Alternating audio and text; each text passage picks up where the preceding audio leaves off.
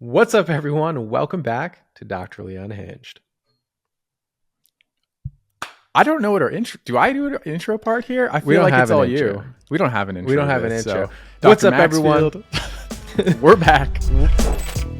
What's up, everyone? Welcome back to Doctorally Unhinged, where we talk about all things related to skincare and beyond, health, relationship advice, all things. And we're going to jump right in today, and we're going to be talking about retinol alternatives.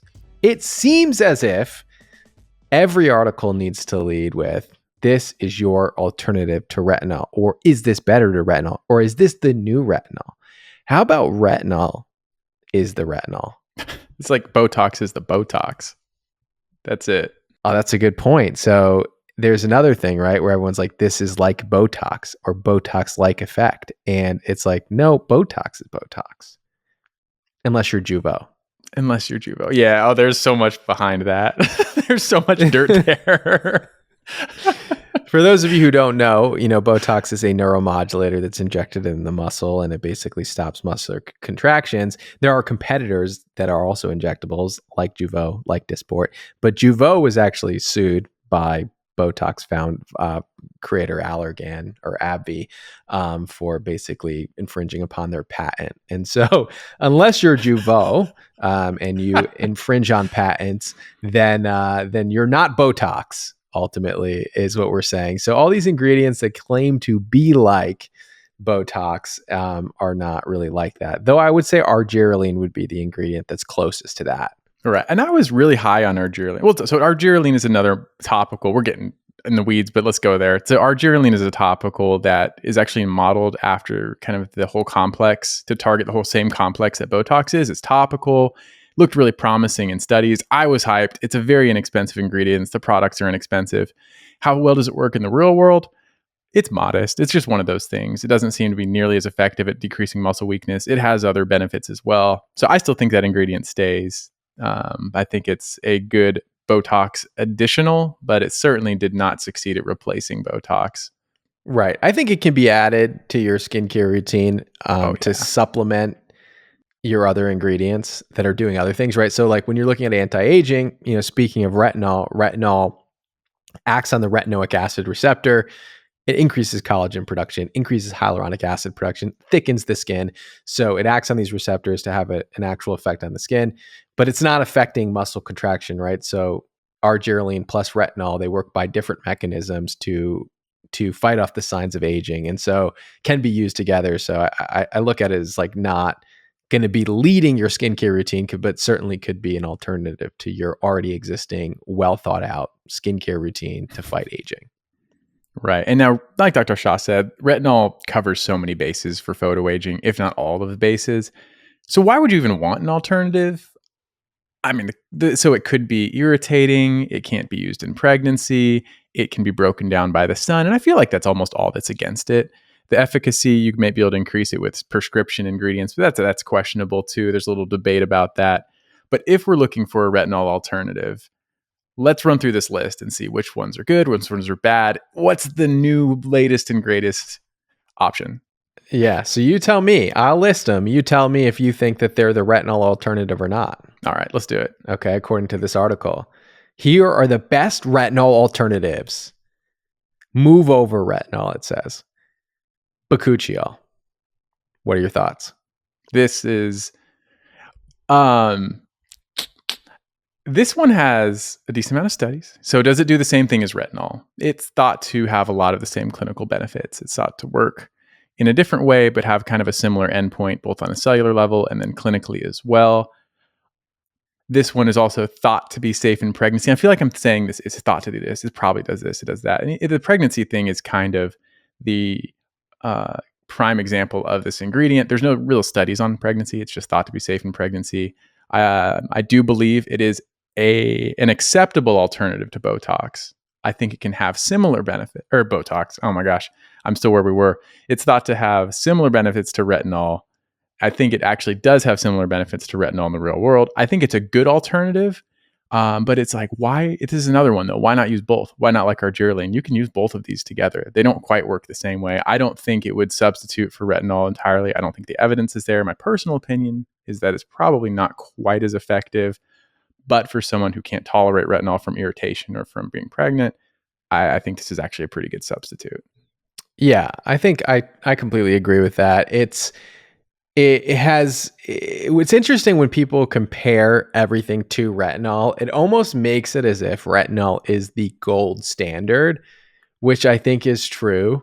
But I still think that people will hype up these other ingredients and say they are retinol like, and then choose that over retinol, which to me is interesting because if you're comparing it to retinol, then you're admitting that retinol is the gold standard for an anti-aging treatment, right? Yeah. And Bakuchiol saying that it is safe in pregnancy is basically saying that it hasn't been shown to not be safe in pregnancy, essentially, because they've never tested it in pregnancy. Right. So I've made that mistake myself, saying that, Bakuchiol is safe in pregnancy while retinol is not safe in pregnancy.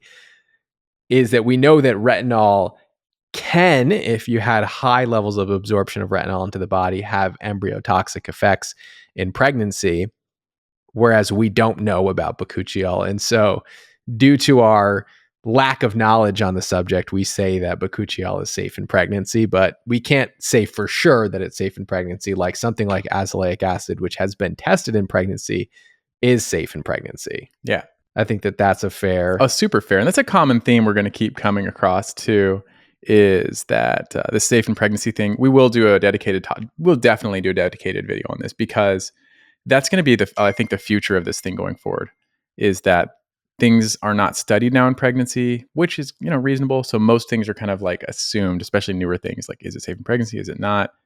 Who knows? Probably for things like peptides, Bakuchiol, niacinamide, vitamin C, etc. Right. So, all right. So we're saying Bakuchiol has retinol-like benefits to the skin, but is certainly not the same as retinol. And it doesn't act on the retinoic acid receptors. So it doesn't even have the same mechanism as retinol does. So then the next one they have is rosehip oil. What are your thoughts on rosehip oil? Oh, that's so interesting. I haven't heard about rosehip oil in so long. This is a 2020 ingredient. So rosehip oil is, I used to love skin oils. I kind of still do. We used to talk about it. This one's high in linoleic acid,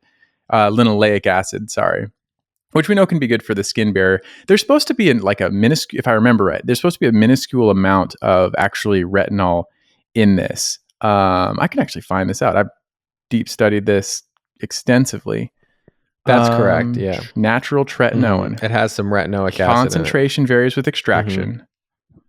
Found to be as high as 0.0357 milligrams per liter, or 0.000357. So basically, it has a minuscule amount of tretinoin or retinoic acid.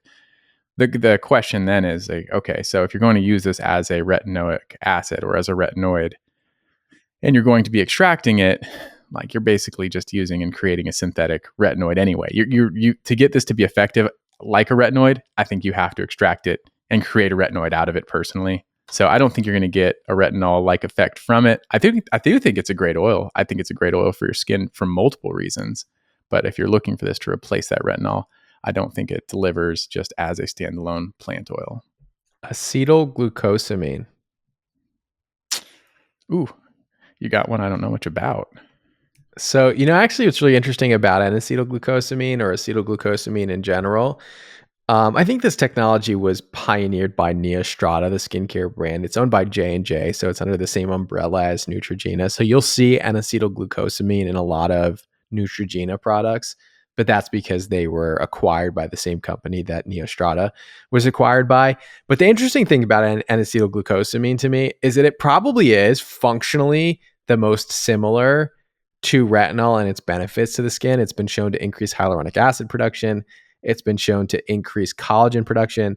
It's been shown to sort of have exfoliating benefits on the skin. It also has been shown to help with pigmentation.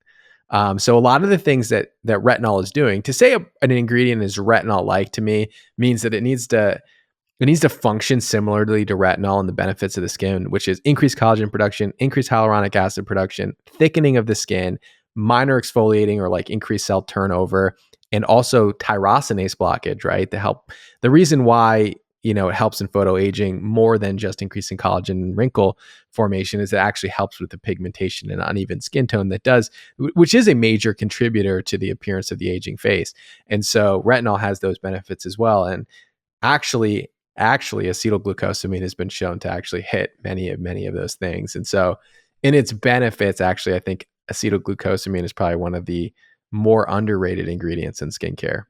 Yeah, maybe we'll see a lot more of that. I feel like I never see that highlighted in an ingredient list, because the thing I had bookmarked for that ingredient was just, now it's highlighted. Now we're going to see a lot more, just like niacinamide was moved. But I think that's What promising. about niacinamide? Moving in, niacinamide, what do you think about that as a retinol alternative? If you look at the list of benefits with niacinamide, it not only looks like a retinol alternative, it actually looks like a retinol superior, in my opinion, because it has benefits like increasing ceramide production, decreasing transepidermal water loss in studies with eczema that retinol doesn't bring to the table.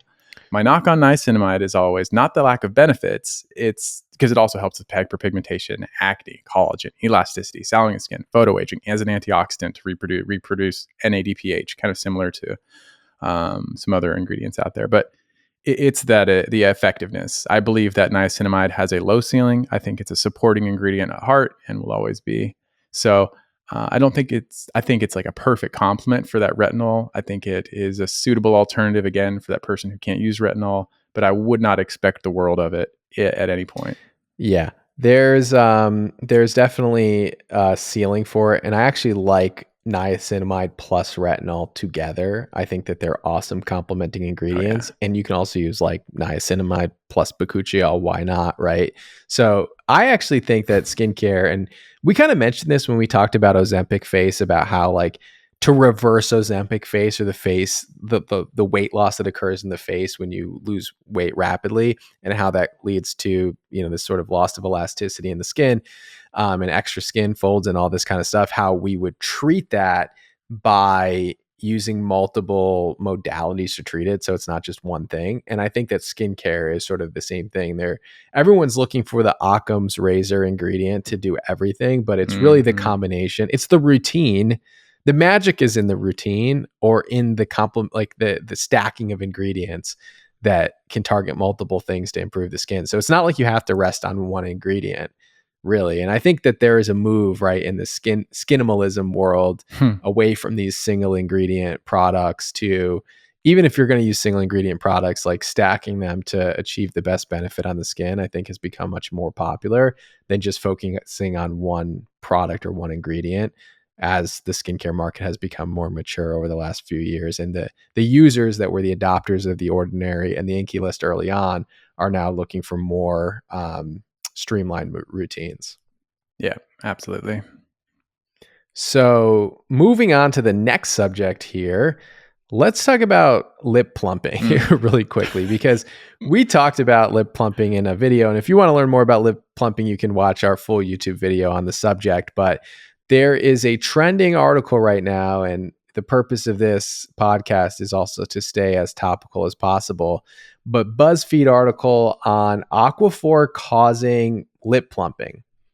The reason why I bring this up is because it's also sunburn season right now, and we would be remiss as dermatologists not to bring up the risk of sunburn. But basically, this BuzzFeed article is saying people on TikTok are warning others not to wear Aquaphor in the sun. We asked experts if lip sunburns are a thing. And basically, the couple videos that I've seen on TikTok, and there are more than one, is basically people saying, don't go out in the sun if you're wearing Aquaphor on your lips, because it will cause your lips to swell up massively. And we're seeing videos of this, and then peel a few days after that, they said. So why are people getting sunburns on their lips when they're using Aquaphor? And should people be wearing an SPF on their lips? That's a follow-up question. What are your thoughts? So the first part of that is actually the question the article posed, and that's, can you get a sunburn on your lips? The answer to that is yes, absolutely. If you've ever, who gets this a lot is actually snowboarders and skiers. I see this more with them than I do the surfers. And yes, so absolutely you can. Should you be wearing sunscreen on your lips? you should, I think, especially if you're going to be outside for prolonged periods, that whole outdoors 10 and 2 active person, you should really be cognizant of that, because I would do a lot of surgeries on lips. They're very extensive. I see it in them being very aggressive. Squamous cell carcinomas on the lips actually have a high risk of metastasis as well. So yes, protect your lips. And then the last part of this, tying it all together, well, like we've talked about Aquaphor before, and I think in the setting of lips, when we've talked about dry lips, and is it a good chapstick? I think it is. It has a high petrolatum concentration. It is pretty nourishing. People use it. I don't, but other surgeons I know do use it post-operatively for wound care, because there's not a whole lot of ingredients. The only ingredient that I've known that has the potential to be problematic in it is the lanolin. And I know there's some controversy with that too, but that's the only ingredient I was on the fence about. Overall, I think it's a good product, good chapstick. Can it cause sunburns on the lips? Why would that be? Yeah, so I want to dive into this a little bit here, actually. So first, a spokesperson for Aquaphor told BuzzFeed News about the brand's thought on this TikTok trend. They said, "We only encourage usage of Aquaphor as directed on the label and for its main purpose, which is to hydrate the lips and provide long-lasting moisture. People who are following TikTok trends and applying Aquaphor in an unapproved way should not do so." So what I want to say about this is that the regular Aquaphor that you're describing, which is generally safe for people, fragrance-free product, has an ingredient called lanolin that can cause allergic reactions. And we debated this on our last podcast when we discussed allergen of the year, which was in fact lanolin. So lanolin was the allergen of the year. But why is there a difference between going out in the sun and wearing Aquaphor and wearing Aquaphor just in your home? Like, why are they only getting this reaction in the sun? And I would propose, and I can't confirm what everyone in this video did, but Aquaphor specifically has a lip product that is actually a lip sunscreen, Aquaphor Lip Repair Sunscreen. And this lip sunscreen contains an ingredient called oxybenzone, which is a sunscreen ingredient. It's on the FDA monograph for sunscreen, right? So oxybenzone, well-known sunscreen ingredient, is being removed actually from most sunscreen products because they faced backlash for many reasons beyond what I'm going to talk about right now. But the most compelling reason not to use oxybenzone in your sunscreen is that it's actually the most common photoallergen in skincare products. A photoallergen is basically when an ingredient becomes allergic when exposed to the sun. So oxybenzone as a sunscreen ingredient, to me, this seems like the worst idea possible, is that you have a sunscreen filter that is a risk of a photoallergen. So this is a product that's specifically made to be used in the sun, but is the highest risk ingredient for photoallergic reactions. To me, that's a compelling reason not to use oxybenzone. Forget every other reason that you hear out there. So this ingredient from the lip repair ingredient from Aquaphor contains oxybenzone in it. So if I had to suspect why these people are suddenly getting their lips exploding and then getting peeling and itchiness on the lips, it's because of the oxybenzone and not because of the underlying base of Aquaphor that's in your traditional Aquaphor repair ointment. Nice. That is amazing. I love it.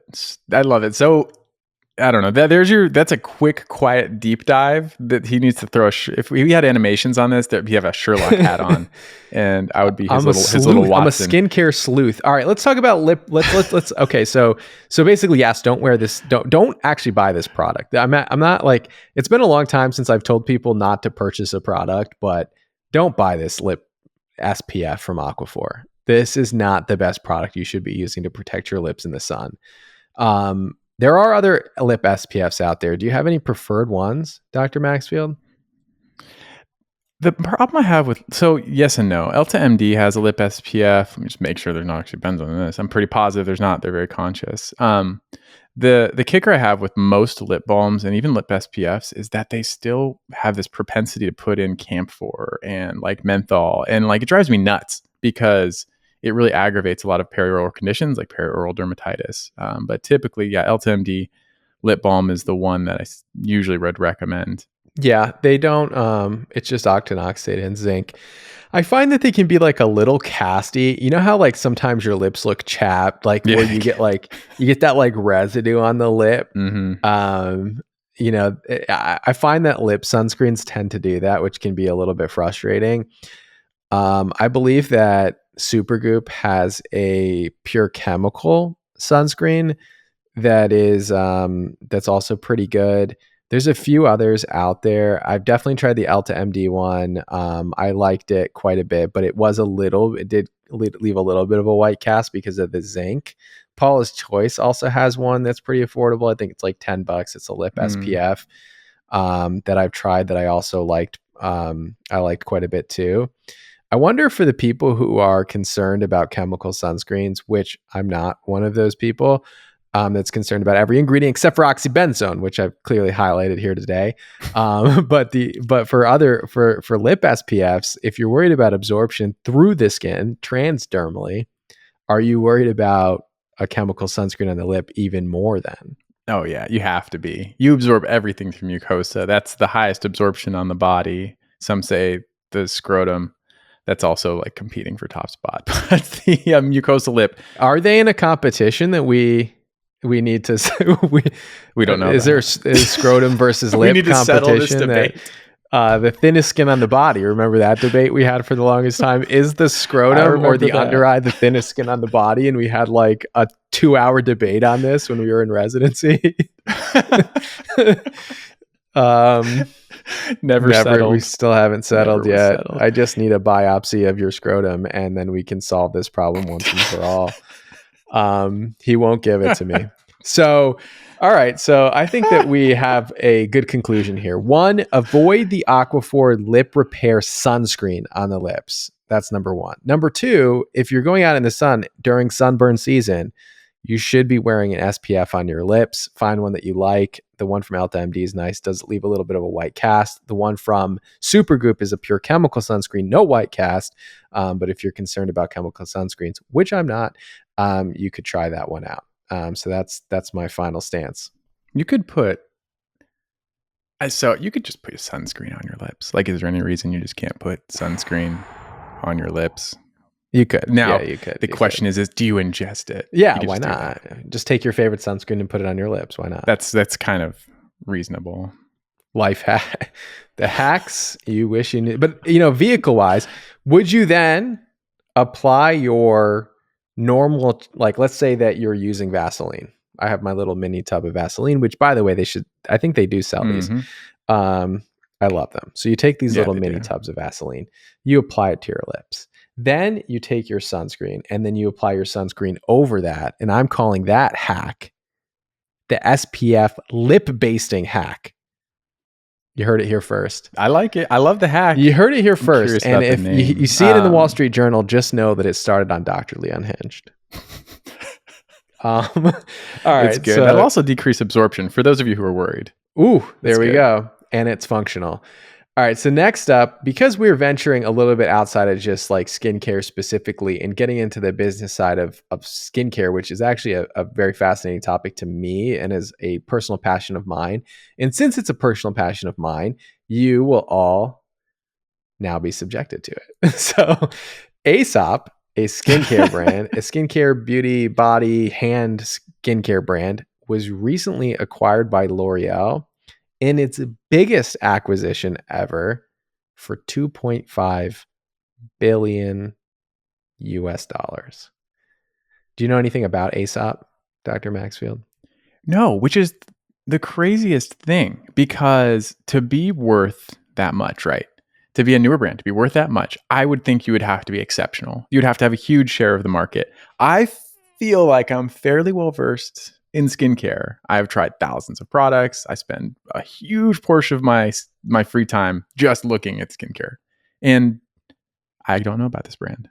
To my detriment, I'm sure, but tell me about it. Well, I mean, I don't think it's to your detriment. I think it serves a different type of niche than we're familiar with. We're obviously very familiar with the dermal cosmetic space. We're very familiar with active ingredients. This is more of a lifestyle brand. So Aesop, the largest part of their portfolio is actually like hand and body. So their hand soaps, hand moisturizers are their biggest category. So they have these very fragrant products that come in this very specific brown packaging with black and white label on it. So it's very distinguished.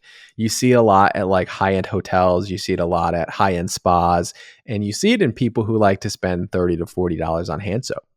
So that's not the niche you live in, Dr. Maxfield. You, I know because I've been to your house, are in you buy like the Walmart brand of hand soap.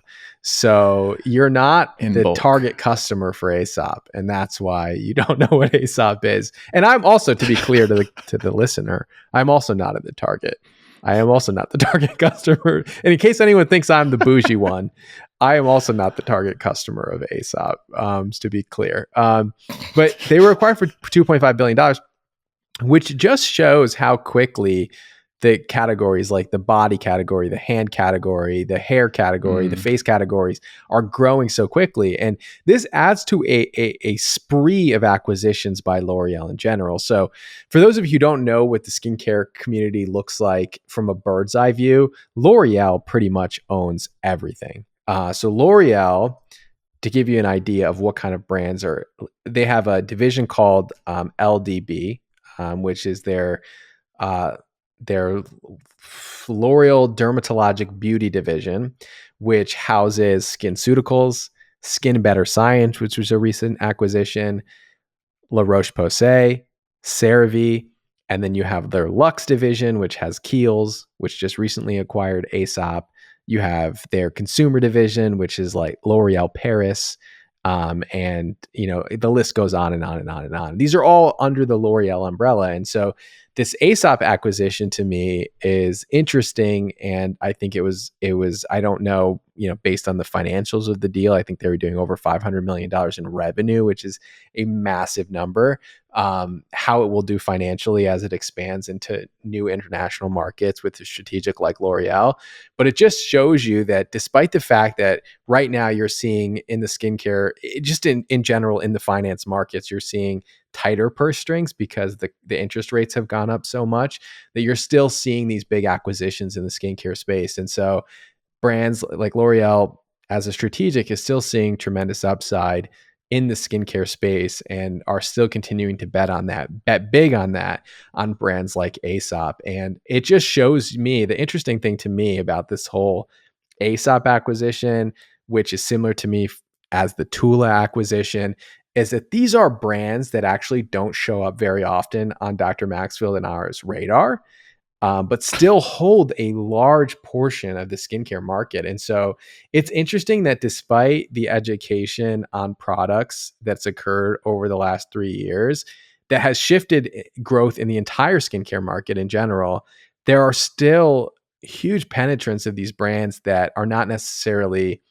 science-based skincare brands or skincare brands that are rooted in efficacy, which just shows that like we think we're talking to everybody, but we're actually not talking to everybody. And there's a huge space for the fragrant skincare world that we in some ways neglect through our content.